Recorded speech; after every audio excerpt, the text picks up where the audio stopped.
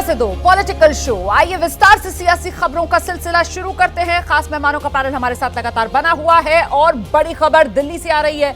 आम आदमी पार्टी के विधायक हैं अमानतुल्लाह खान, इस वक्त ईडी के सामने हैं। ईडी के सामने अमानतुल्लाह खान की पेशी हो रही है और उनकी ये जो पेशी है, ये मामला क्या है जान लीजिए आप। दरअसल दिल्ली का वक्फ बोर्ड और दिल्ली वक्फ बोर्ड में अवैध रूप से नियुक्तियों का ये मामला है।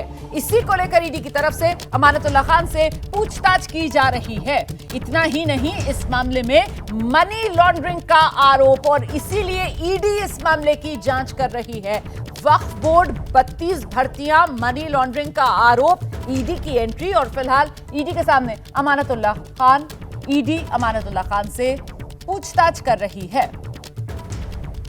ईडी के सामने पेशी से पहले अमानतुल्लाह खान पूरे कॉन्फिडेंट नजर आए। जरा सुनिए किस अंदाज में गए ईडी दफ्तर।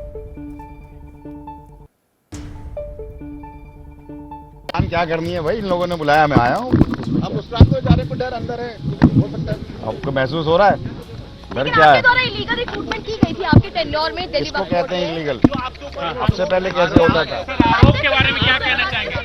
इसको कहते हैं, वो मैंने नहीं किया था, बोर्ड ने किया था और रिक्रूटमेंट कमेटी ने किया था। चेयरमैन की कोई पावर नहीं है। चेयरमैन बोर्ड का एक बोर्ड मेंबर के सिर्फ चेयर होता है वो। तो जो मेंबर की पावर है वो चेयरमैन की पावर है। और मुझसे पहले जो रिक्रूटमेंट हुए हैं, अगर आप उनको देखेंगे, वो लिस्टें हैं पूरी, परमानेंट कर दिए गए। हमने तो कॉन्ट्रैक्ट पर किए और वहाँ रिक्वायरमेंट थी और हमने तो बाकायदा लीगल ओपिनियन लेकर किए, ऐसे नहीं कर लिए। तो ये अमानतुल्लाह का पक्ष आपने जाना और वहीं दूसरी तरफ अमानतुल्लाह खान की जो पार्टी है, आम आदमी पार्टी, वो कह रही है ईडी क्या कार्रवाई करती है आगे, इस पर हमारी नजर है। आज आम आदमी पार्टी के विधायक अमानतुल्लाह खान को ईडी ने समन किया है और आज उन्हें 11 बजे ईडी के सामने पेश होना है। कोर्ट ने गिरफ्तारी पर भी रोक नहीं लगाई है, तो क्या आप इस पर क्या प्रतिक्रिया? देखिए, ये तो चारों तरफ जिस तरह से अभियान चल रहा है ईडी का, वो सबके सामने है। अभी हम भी इंतजार कर रहे हैं कि क्या होता है, उसके अनुसार फिर अपनी रणनीति बनाएं।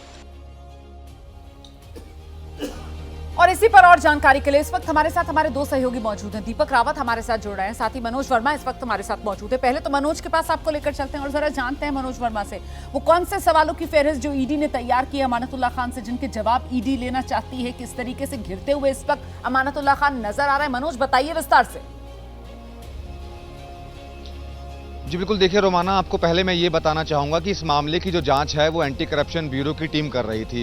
एंटी करप्शन ब्यूरो की जो एफआईआर थी, उसी को आधार बनाकर ईडी ने मनी लॉन्ड्रिंग का मामला दर्ज किया था और ईडी अब तक इस मामले में 3 आरोपियों को गिरफ्तार भी कर चुकी है। और जो आरोप अमानतुल्लाह खान पर लगे हैं, उसमें ये आरोप है कि जो वक्फ बोर्ड में 32 भर्तियां हुई थी वो अवैध तरीके से हुई थी। इसके अलावा वक्फ बोर्ड की जो संपत्तियां हैं उसको अवैध तरीके से किराए पर दिया गया था और जो वक्फ बोर्ड का पैसा था उसका भी दुरुपयोग जो है वो किया गया था। इसी को लेकर के ईडी की जो टीम है वो अमानतुल्लाह खान से सवाल जवाब करना चाहती थी। कई सम्मन अमानतुल्लाह खान को दिए गए थे, लेकिन उसके बावजूद वो पेश नहीं हो रहे थे। अमानतुल्लाह खान हाई कोर्ट पहुंचे, वहां से भी राहत नहीं मिली। इसके बाद सुप्रीम कोर्ट गए तो सुप्रीम कोर्ट ने अमानतुल्लाह खान को कहा कि आप 18 तारीख को ईडी ऑफिस जाइए और जो ईडी सवाल करना चाहती है उनके आप जवाब दीजिए। तो कई सवाल हैं जिसकी जो लिस्ट है वो ईडी ने बना रखी है। जिस तरीके से अमानतुल्लाह खान पर भर्तियों के आरोप लगे हैं उससे जुड़े हुए सवाल हैं। इसके अलावा जो आरोप ये भी लगा है कि जो वक्फ बोर्ड की संपत्तियां थी उसको अवैध तरीके से किराए पर दिया गया। तो तमाम सवालों के कुल मिलाकर ये कहा जाएगा कि इस वक्त जिस घेरे में घिरे हुए नजर आ रहे हैं अमानतुल्लाह खान, वो खासा बड़ा है। मामला सिर्फ नियुक्तियों से जुड़ा हुआ नहीं है, बल्कि दिल्ली वक्फ बोर्ड, पैसे की गड़बड़ियां और साथ ही साथ जो संपत्तियां हैं वक्फ बोर्ड की, उनको अनियमित तौर पर आगे किराए पर देना या उनका जो इस्तेमाल है वो गलत तरीके से किया जाना। तो बहुत लंबा चौड़ा ये घेरा जिसमें फिलहाल फंसते हुए नजर आ रहे हैं यहाँ पर अमानतुल्लाह। लेकिन इस सब के बीच पार्टी की प्रतिक्रिया दीपक रावत वही कि ये जो कुछ हो रहा है वो आम आदमी पार्टी को खत्म करने के लिए बीजेपी की साजिश।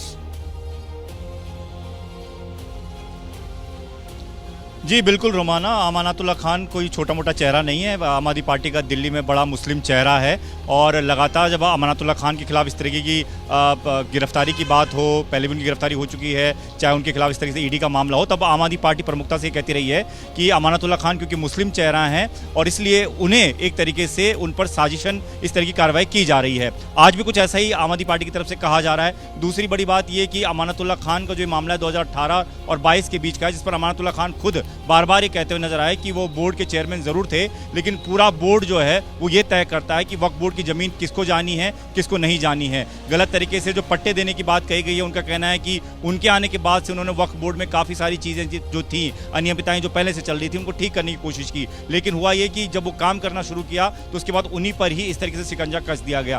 तो बहुत लंबा चौड़ा मामला है और लगातार अमानतुल्लाह खान की मुश्किलें इसलिए भी बढ़ रही हैं क्योंकि वो जांच में शामिल होने से बचते रहे हैं। 6 बार का समन दिया गया, वो नहीं गए। इसके खिलाफ वो हाईकोर्ट गए, हाईकोर्ट से राहत नहीं मिली, सुप्रीम कोर्ट गए, सुप्रीम कोर्ट से भी राहत नहीं मिली। तो जांच में शामिल तो होना पड़ेगा और आज वो आए हैं क्योंकि सुप्रीम कोर्ट ने कहा, इसलिए आए हैं।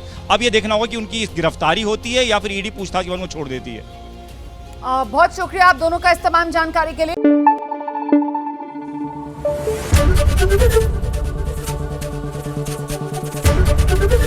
एबीपी न्यूज आपको रखे आगे।